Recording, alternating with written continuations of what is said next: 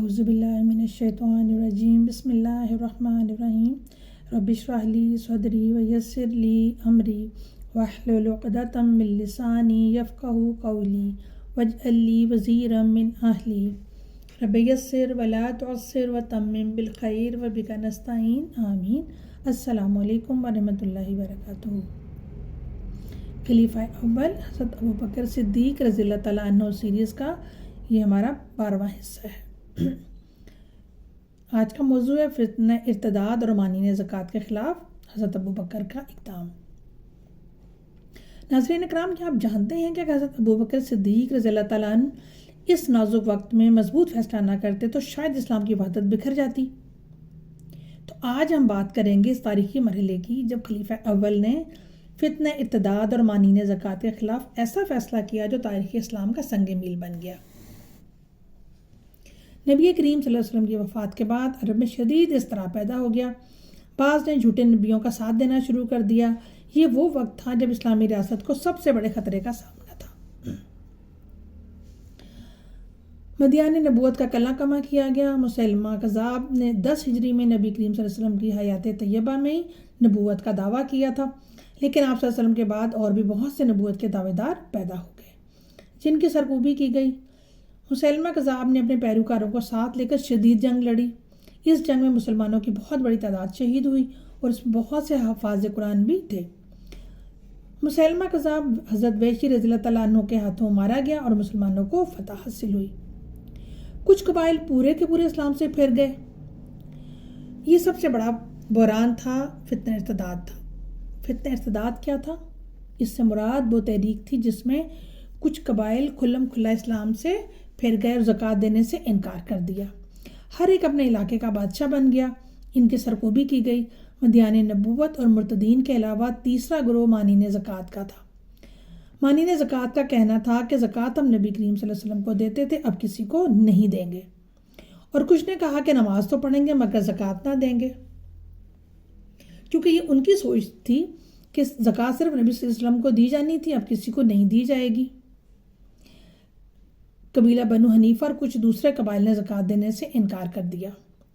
بنو حنیفہ سب سے نمایاں قبیلہ تھا اور مسیلمہ کذاب کے زیر اثر تھا۔ اس نے زکوٰۃ سے بھی انکار کیا اور جھوٹی نبوت کا بھی دعویٰ کیا، تو گویا یہ قبیلہ 2 جرائم کا مرتکب ہوا۔ اچھا، ایک بات یاد رکھنے کی یہ ہے کہ ہر مانع زکوٰۃ یعنی زکوٰۃ سے انکار کرنے والا مرتد نہیں تھا، ہر قبیلہ۔ تو حضرت ابوبکر صدیق نے ان کے پاس ایک نمائندہ بھیجا تاکہ معاملہ سمجھیں، لیکن قبائل نے سرکشی کی اور کہا ہم زکوٰۃ رسول اللہ صلی اللہ علیہ وسلم کے لیے دیتے تھے، اب ہم نہیں دیں گے۔ تو حضرت ابوبکر رضی اللہ تعالیٰ عنہ نے انتہائی جلال کے ساتھ فوراً اعلان کیا، اللہ کی قسم اگر وہ رسی کا ٹکڑا بھی دیا کرتے تھے جو رسول اللہ صلی اللہ علیہ وسلم کے زمانے میں دیتے تھے اور اب انکار کریں گے تو میں اس کے لیے ان سے جنگ کروں گا۔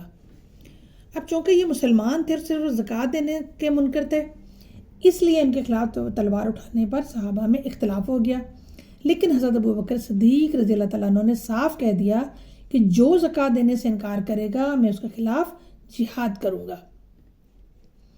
اس تنبیہ کا نتیجہ یہ نکلا کہ تمام مانعین زکوٰۃ خود زکوٰۃ لے کر بارگاہ خلافت میں حاضر ہوئے اور پھر حضرت عمر فاروق نے آپ کی رائے کا اعتراف کیا اور اسی فیصلے نے اسلام کو بکھرنے سے بچایا۔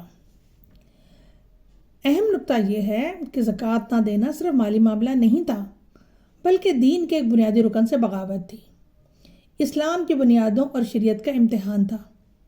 حضرت ابوبکر رضی اللہ تعالیٰ عنہ کی ثابت قدمی نے نہ صرف اس فتنے کو دبایا بلکہ یہ واضح کر دیا کہ اسلام میں احکام دین پر سمجھوتا نہیں کیا جا سکتا۔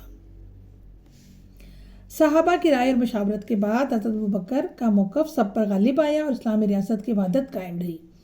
بعض قبائل نے وصال نبی صلی اللہ علیہ وسلم کے بعد مدینہ کو مرکزی ریاست تسلیم کرنے سے انکار کر دیا۔ انہوں نے جزیہ، زکوٰۃ اور حکومتی نظام سے بغاوت کا اعلان کر دیا۔ پوری عرب ریاست بکھرنے کے قریب تھی اور بیرونی دشمنوں کا خطرہ بھی سر پر تھا۔ ایران اور روم اس صورتحال کو دیکھ کر مسلمانوں کو ختم کرنے کے لیے موقع کی تلاش میں تھے۔ اگر اندرونی انتشار بڑھ جاتا تو بیرونی دشمن حملہ آور ہو جاتے۔ زکوٰۃ اور بغاوتوں کے باعث مالی نظام خطرے میں تھا۔ ریاستی اخراجات، غریبوں کی کفالت اور مجاہدین کے اخراجات سب متاثر ہو رہے تھے۔ ایسے میں حضرت ابوبکر صدیق رضی اللہ تعالیٰ عنہ نے انتہائی حکمت اور جرات سے 12 لشکر مختلف سمتوں میں بھیجے۔ حضرت ابوبکر نے فیصلہ کن اقدام اٹھائے جو دین کی غیرت کا مصدر تھے اور خلافت کی قوت کا اظہار تھے۔ مانی نے زکوٰۃ کے خلاف لشکر روانہ کیے، مرتد قبائل کا محاصرہ کیا، مسلمہ کذاب جیسے جھوٹے نبیوں کے فتنوں کو کچلا۔ یہ اقدامات اسلام کو بکھرنے سے بچانے اور خلافت کی بنیاد مضبوط کرنے کے لیے انتہائی اہم تھے۔ اس کے نتائج اور اثرات ظاہر ہوئے۔ اسلام ایک بار پھر متحد ہوا، شریعت کے ارکان محفوظ رہے، خلافت راشدہ کی بنیاد مضبوط ہوئی۔ یہ سب حضرت ابوبکر کی ثابت قدمی، بصیرت اور ایمانی قوت کا نتیجہ تھی۔ ناظرین کرام، حضرت ابوبکر صدیق رضی اللہ تعالیٰ عنہ ہمیں یہ سبق دیتے ہیں کہ دین کے اصولوں پر کوئی سمجھوتا نہیں کیا جا سکتا، چاہے حالات کتنے ہی سخت کیوں نہ ہوں۔ اور اسی ثابت قدمی کا ایک اور عظیم مظہر لشکر اسامہ کی روانگی تھی، جس پر ہم اگلی ویڈیو میں تفصیل سے بات کریں گے۔ اگر آپ کو یہ ویڈیو پسند آئی ہو تو لائک کریں، شیئر کریں اور چینل کو سبسکرائب کرنا نہ بھولیں۔ جزاکم اللہ خیرا کثیرا۔ سبحانک اللہم و بحمدک، اشہد ان لا الہ الا انت، استغفرک و اتوب الیک۔ السلام علیکم ورحمۃ اللہ وبرکاتہ۔